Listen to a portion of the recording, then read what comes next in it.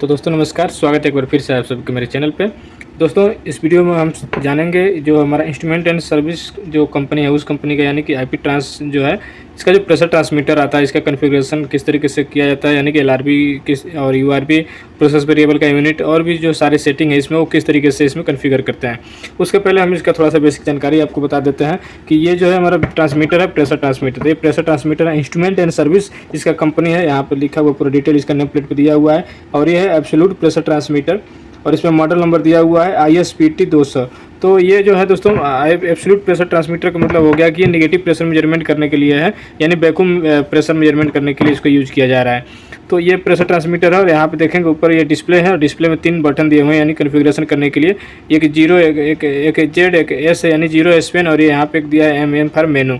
तो 3 बटन है यहाँ पे कॉन्फ़िगरेशन करने के लिए। और यहाँ पे पूरा डिटेल इस पे दिया हुआ है, model number, serial number, range जो है यहाँ पे रेंज भी दिया हुआ है, कैलिब्रेशन रेंज जो है 0 से 760 mmHg एब्सोल्यूट। उसके बाद यहाँ पे पावर सप्लाई जो है दोस्तों, इसमें पावर सप्लाई आपको डीसी पावर सप्लाई है और 12 से लेकर 32 वोल्ट डीसी, और आउटपुट जो है इसका 420 मिली एम्पियर हार्ट आउटपुट है। और यहाँ पे देखेंगे तो लोगो पड़ा हुआ है I&S, यानी इंस्ट्रूमेंट एंड सिस्टम का ये कंपनी का लोगो है। तो और यहाँ पे ऊपर में इस तरीके से दिया हुआ है आईपी ट्रांस। तो ये जो है यहाँ पे साइड से केबल के लिए दिया हुआ रहता है, हमने यहाँ पे बाहर से केबल कनेक्ट किया हुआ ऑलरेडी 24 वोल्ट पावर सप्लाई का, एक पॉजिटिव और नेगेटिव यहाँ से कनेक्ट किया हुआ है। 3 टर्मिनल है, ग्राउंड के लिए रहता है, 2 पावर के लिए रहता है, और हार्ट कनेक्ट करने के लिए भी इसी पे आपको कनेक्ट करना होता है। तो ये हमने यहाँ पे केबल कनेक्ट कर लिया है, पॉजिटिव और नेगेटिव। अब दोस्तों उसके बाद इसको हम चार्ज करेंगे, पावर ऑन करेंगे। पावर ऑन करने के बाद इसको बताते हैं कि कौन कौन सी सेटिंग इसमें आपको करना रहता है और किस तरीके से इसमें सेटिंग को चेंज करते हैं। तो और यहाँ पे दोस्तों नीचे में यहाँ पे एक डमी पीस लगा हुआ, अभी ट्रांसमीटर नया अनबॉक्सिंग किया है हमने। तो यहाँ पे नीचे प्रोसेस का कनेक्शन करने के लिए दिया हुआ रहता है, आप यहाँ स्कैप को निकाल के और जो पुश कनेक्टर या फिर फिटिंग जो रहते हैं उनको यहाँ पे कनेक्ट करके आप या फिर SS ट्यूब कनेक्ट करके प्रेशर लाइन इस पर कनेक्ट कर सकते हैं। तो ये सिंगल प्रेशर मेजरमेंट करने के लिए प्रेशर का पोर्ट यहाँ पे नीचे दिया हुआ है, और इसके अंदर हमारे लगे रहते हैं प्रेशर सेंसर। अब इसमें जो भी प्रेशर सेंसर लगा हुआ है, चाहे डायफ्राम लगा हुआ हो या फिर स्टैंड के जो भी लगे रहते हैं इसके अंदर लगा हुआ होगा। तो चलिए इसको पावर ऑन करते हैं। पावर ऑन करने के बाद इसका जो सेटिंग है उसके बारे में समझते हैं। तो दोस्तों ये जो ट्रांसमीटर है ये ज़्यादातर आपको इंडस्ट्री में देखने को नहीं मिलता है, कहीं कहीं पर रेयर केस में ये आपको देखने को मिल जाता है, और इसके मैनुअल्स जो होते हैं मैनुअल भी आपको इंटरनेट पर नहीं मिलेगा। तो इसका जो सेटिंग है दोस्तों वो बहुत कठिन हो जाता है, इसीलिए तो चलिए हम आपको बताते हैं कि कौन बेसिक जो इसकी सेटिंग है उसको किस तरीके से आपको करना है। तो सबसे पहले हम इसका पावर ऑन करते हैं। तो देखेंगे तो जैसे हमने पावर ऑन किया, पावर ऑन होने के बाद डिस्प्ले कुछ इस तरीके से आ रहा है, और डिस्प्ले में हमारे यहाँ पे प्रोसेस वैल्यू अभी दिखा रहा है। तो प्रोसेस वैल्यू आपका मिली एम्पियर, और जो प्रोसेस है वो आपको यहाँ पे शो कर रहा है।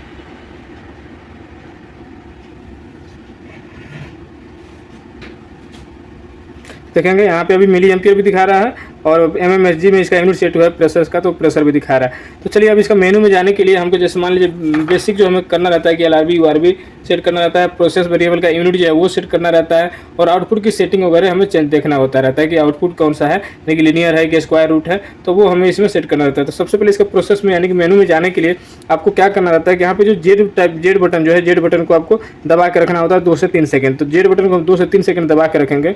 जैसे ये जेड बटन है इसको आपको दबा के रखना है, तो दबा के रखेंगे दोस्तों तो इस तरीके से आ जाता है, 0 करके लिख के आ जाता है। तो अब जैसे ही 0 आने लगेगा आपको दोबारा से ये जेड वाला जो बटन है उसको दबाना है। तो जब दबाएंगे तो इसमें आगे जाएगा, यानी 0 में आगे जाएगा, तो सबसे लास्ट वाला जो 0 है वो ब्लिंक करने लगेगा। जब ब्लिंक करने लगे तो उसके बाद से दोस्तों ये एस वाला जो बटन है, एस वाले बटन से आपको इसमें मेनू जो जिस भी मेनू में जाना है आपको प्रेस करना है। जैसे हमको 2 नंबर मेनू में जाना है तो दोस्तों ये तुरंत करना होता है, अदरवाइज ये बैक आ जाता है मेन मेनू डिस्प्ले पे। तो हम फिर से जाएंगे, ये आ गया, और हमें लास्ट वाले डिजिट पे ब्लिंक कराना है। और उसके बाद जैसे मान लीजिए हमको 2 नंबर मेनू में जाना है, 2 नंबर मेनू में जाने के बाद आपको ऊपर जो मेनू वाला बटन है इसको आपको प्रेस करना है। तो मैं 2 नंबर मेनू पे आ गए।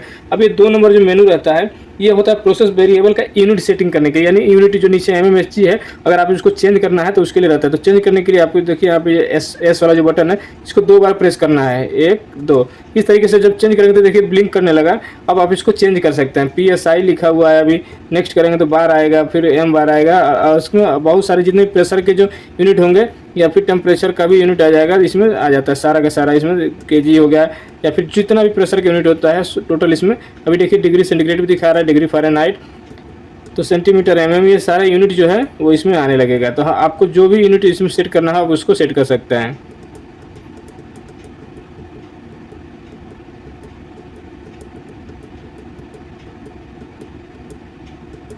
तो ये हो गया mmHg, हमको इसी में रखना था।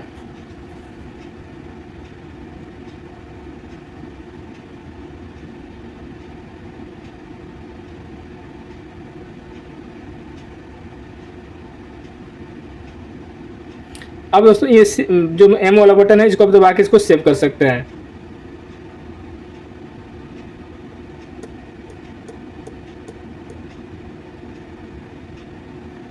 तो ये आ गया, देखिए मेन मेनू पे मेन डिस्प्ले पे आ गया और ये आपका प्रोसेस वेरिएबल अभी सेट हो गया है। तो इसी तरीके से आप यूनिट चेंज करके उसको सेट कर सकते हैं। एमएमएचजी से आपको केजी में करना है तो केजी में भी कर सकते हैं, बार में करना है, टोर में करना है, पीएसआई में करना है तो आप उसमें कर सकते हैं। इसके बाद हम अगला जो मेनू है उसको हम समझते हैं कि जियो स्पेन की जो सेटिंग है वो किस तरीके से करना है। तो उसके लिए आपको दबाना है, पहले जेड वाला बटन को प्रेस करके रखना है। जैसे प्रेस करके रखेंगे तो कुछ इस तरीके से आएगा। तो उसके बाद फिर से इसको एक एक करके दबाना है और लास्ट वाले डिजिट को ब्लिंक कराना है। लास्ट वाले डिजिट को ब्लिंक कराने के लिए आपको जाना है 3 या 4 नंबर मेनू। जो 3 और 4 नंबर मेनू जो होता है वो होता है जीरो स्पेन की सेटिंग के लिए। तो आपको देखिए यहाँ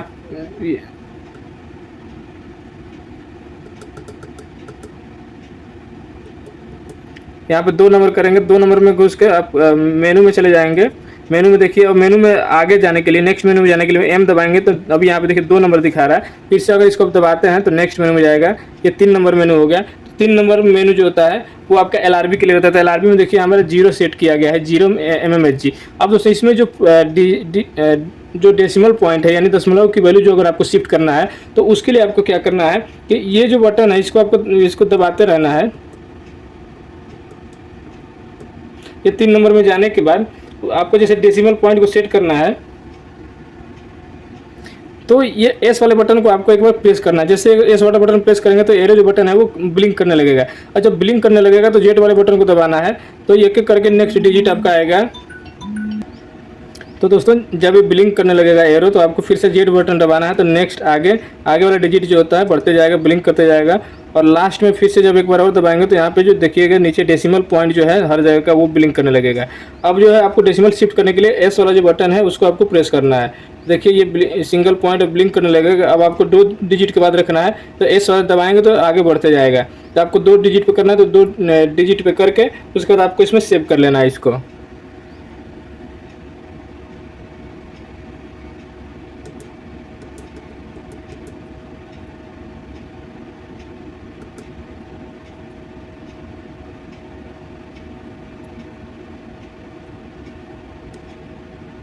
उसके बाद यहाँ पर नेक्स्ट जो मेनू है 4 नंबर, तो 4 नंबर दोस्तों होता है URB यानी अपर रेंज वैल्यू सेट करने के लिए।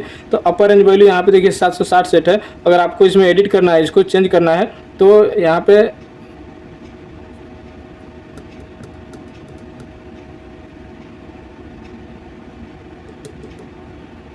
ये देखिए ब्लिंक होना शुरू हो गया है।